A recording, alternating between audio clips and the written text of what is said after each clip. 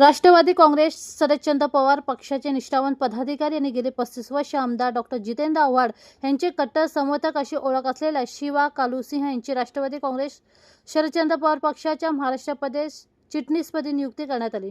सदरचे नियुक्तीपत्र राष्ट्रवादी काँग्रेस शरदचंद्र पवार पक्षाचे महाराष्ट्र प्रदेश अध्यक्ष शशिकांत शिंदे यांच्या हस्ते शिवा कालूसिंह यांना देण्यात आले।